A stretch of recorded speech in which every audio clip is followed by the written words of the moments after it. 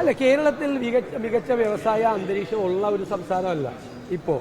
അത് സ്വാഭാവികമായിട്ടും മെച്ചപ്പെട്ട് വരേണ്ടതുണ്ട്. മെച്ചപ്പെട്ട് വരണമെന്ന് ആഗ്രഹിക്കുന്ന ആളുകളാണ് ഞങ്ങൾ. ശശി തരൂർ എന്ത് സാഹചര്യത്തിൻ്റെ പുറത്ത്, എന്ത് സ്റ്റാറ്റിസ്റ്റിക്സിൻ്റെ പുറത്താണ് ആ ലേഖനം എഴുതിയതെന്ന് ഞങ്ങൾക്കറിയില്ല. ഉദാഹരണം, കേരളത്തിൽ പുതിയതായി കഴിഞ്ഞ 3.5 വർഷം കൊണ്ട് 3 ലക്ഷം സംരംഭങ്ങൾ തുടങ്ങിയെന്നാണ് വ്യവസായ മന്ത്രി അവകാശപ്പെടുന്നത്.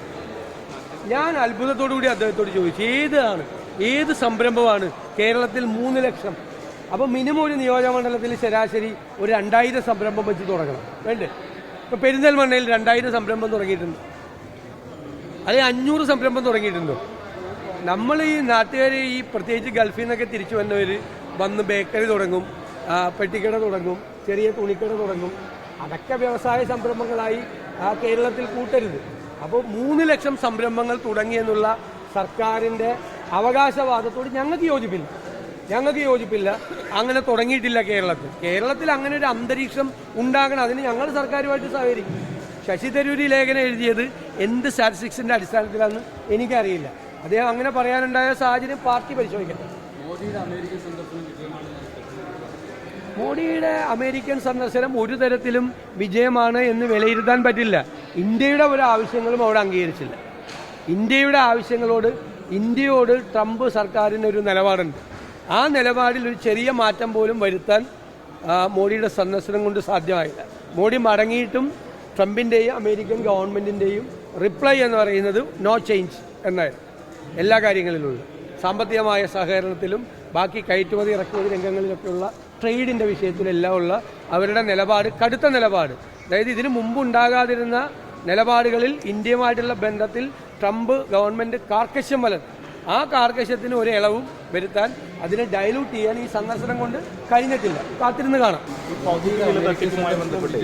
ഇപ്പോൾ മന്ത്രി കെ കൃഷ്ണൻകുട്ടിയുടെ ഓഫീസിനെതിരെ ഒരു ആരോപണം വന്നിട്ടുണ്ട്. മന്ത്രിയുടെ ഓഫീസിൽ വെച്ചിട്ടാണ് പണം കൈമാറിയതെന്ന് പാലക്കാട് ചിറ്റൂരിലെ വീട്ടമ്മമാർ പരാതി നൽകിയിട്ടുണ്ട്. മന്ത്രിയുടെ PA-ക്കെതിരെയാണ് ആരോപണം. അത് ആരാണെങ്കിലും അത് അന്വേഷിക്കുന്നതാണ്. പക്ഷേ 2 രീതിയിലുണ്ട്. പലരും ഇത് ശരിയാണ് എന്ന് വിചാരിച്ചൊരു നല്ല പ്രോജക്റ്റാണ് എന്ന് വിചാരിച്ച് ഇതിൻ്റെ ഭാഗമായി മാറിയിട്ടുണ്ട്. തട്ടിപ്പ് നടത്താൻ ഉദ്ദേശിച്ച് ഈ പരിപാടി നടത്തിയിരിക്കുന്നവർ, ഇതൊരു നല്ല സംരംഭമാണ്, ജനങ്ങൾക്ക് പ്രയോജനപ്പെടട്ടെ എന്ന് കരുതി ചെയ്തവരും തമ്മിലുള്ള വ്യത്യാസം 2 അവർ ഒരാളെയും ചതിക്കാൻ കൂട്ടുന്നതല്ല, ചീറ്റിംഗ് അല്ല. അപ്പോൾ അത് ഏതാണ്? തട്ടിപ്പാണോ, ചതിയാണോ, അല്ലെ ഇതൊരു നല്ല പരിപാടിയാണോ എന്ന് വിചാരിച്ച് ഇതുമായി സഹകരിച്ചാണോ എന്ന് അന്വേഷിച്ചിട്ട് വേണം. കാരണം നിരപരാധികളായ ഒരുപാട് ആളുകൾ ഇതിൽ കുടുങ്ങിയിട്ടുണ്ട്. അവരൊന്നും കുറ്റക്കാരാക്കി. ഇപ്പോൾ ജസ്റ്റിസ് CN രാമേന്ദ്രൻ നായർ, അദ്ദേഹത്തെ പോലെ ഒരാളെ ഒരു കാരണവശാലും സർക്കാർ പ്രതിയാക്കാൻ പാടില്ലായിരുന്നു. പിന്നെ അദ്ദേഹം തട്ടിപ്പുകാരനാണോ?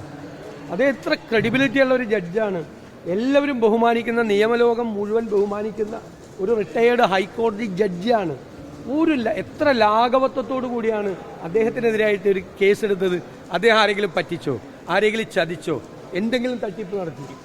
അത് ശരിയല്ല ഗവൺമെന്റ് കാണിക്കുന്നത്. സർക്കാർ പദ്ധതിയാണെന്ന് പറഞ്ഞൊക്കെ പണം കൈപ്പറ്റി എന്നുള്ളതാണ് മന്ത്രിയുടെ PA. അല്ല, അങ്ങനെ ചെയ്തിട്ടുണ്ടോ എന്ന് പരിശോധിച്ച്, അങ്ങനെ തട്ടിപ്പ് സർക്കാർ പദ്ധതിയാണ് എന്നെല്ലാം പറഞ്ഞ് തട്ടിപ്പ് നടത്തിയിട്ടുണ്ടെങ്കിൽ അത് തട്ടിപ്പാണ്. ഞാൻ പറഞ്ഞല്ലോ, അത് 2 രീതിയിൽ സംഭവിച്ചിട്ടുണ്ട്. തട്ടിപ്പ് നടത്താൻ വേണ്ടിയിട്ടുള്ള തട്ടിപ്പ് നടത്തിയിട്ടുണ്ട്, അറിയാതെ പെട്ടതൊരു നല്ല സംരംഭമാണ് എന്ന് വിചാരിച്ച് പെട്ടുപോയിട്ടുണ്ട്.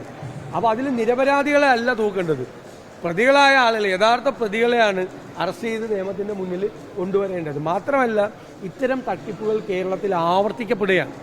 ഒരുപാട് പേര് ഇതിൻ്റെ ഇരകളായി മാറുകയാണ്. സാധാരണക്കാരും അല്ലാത്ത ആളുകളും മിഡിൽ ക്ലാസ്സിൽപ്പെട്ടവരും എല്ലാവരും. അപ്പോൾ അതുകൊണ്ട് ഇത്തരം സംരംഭങ്ങൾ തുടങ്ങുമ്പോൾ തന്നെ സർക്കാരും ബന്ധപ്പെട്ട ഏജൻസികളും ശ്രദ്ധിക്കണം പ്രധാനമായും.